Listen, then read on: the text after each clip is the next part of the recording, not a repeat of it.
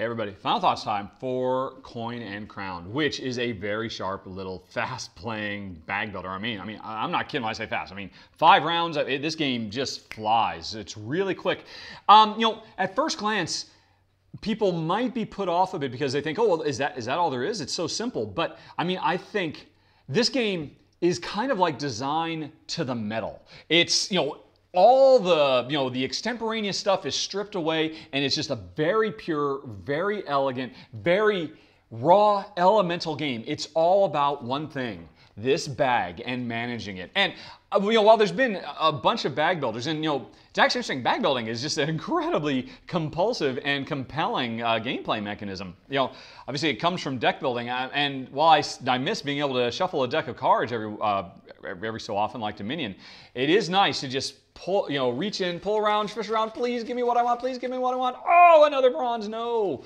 But the thing that's so cool about this game, the really clever thing, is that you're constantly manipulating what goes in and comes out of this bag because it's all currency, and you're constantly doing currency conversions. Turning the bronze into silver, turning the silver into gold, and if you can do things that turn your dinky, crappy little coins into big ones, and then you spend them all as one big thing, it comes back here. That just means in a future turn, it's so much better to draw a $9 a gold coin rather than a $1 bronze coin. So that's incredibly powerful. And it's so interesting because it eventually means you get to the point where you start purposely overpaying for something. Because, yeah, you know what? I only need a bronze for that. I don't want to waste a silver, but I don't want to break this into bronze that I then got to spend time getting rid of. Although, to be fair, there are other ways to get rid of those bronzes as well. Donation to the church, sending it overseas to get that occasional little item you're so desperate for. But if you are just, hemorrhaging money to get rid of bronzes that way because it doesn't come back, pretty soon you could actually get to the point where you don't even have 4 coins in this bag to draw every round. But then on the flip side, if you play the market well, because things that don't get taken eventually become more and more valuable, you could be replenishing your income from there. It's a wonderful little ecosystem, this financial ecosystem as the money is constantly changing hands, and it just works really nicely. And Jen and I found it's a quick 20-minute game, with several different paths to victory, whether you want to choose a military heavy thing or a resource generating thing, or focus on the special powers you've gotten when you bought from the gold row.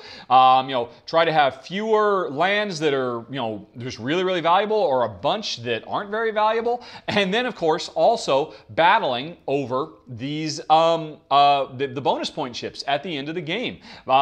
Heck, buy that land not because you need it to upgrade your town, but just because, oh, I just needed one more pasture, and now boom, I take that pasture bonus away from you. So those things can be changed in hand quite a bit. So there's a lot going on. It's solid, it's fun, it's very easy to explain because, again, the core principles of this game, the resource conversion, the currency manipulation, I think it's all very intuitive, very easy for anybody to get, and it's just fun to sit down and play.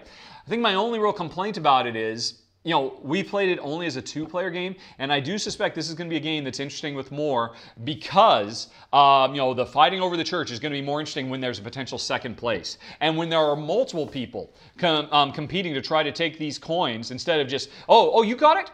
Okay, well, I'll just get one more. Okay, no, I'll take it back. Okay, now I've got it. Okay, you'll get one more. You'll take it back. The fight for dominance over these kind of little miniature area control things are just not as compelling with only 2 as they would be with more players. But I think this game would work really well at any player count because it goes up to 4 because, again, it's just so fast, so smooth, and every round it's what you need to get. You're hoping you can get it.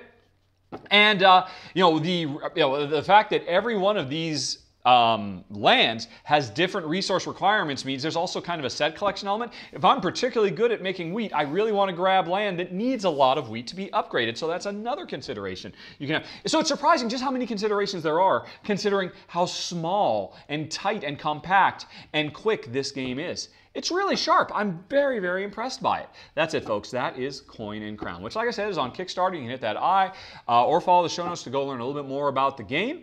And thanks for watching. Now, if you have any questions, comments, concerns, as always, please let me know. Otherwise, I hope you have a very, very nice day. Talk to you later. So long. Bye.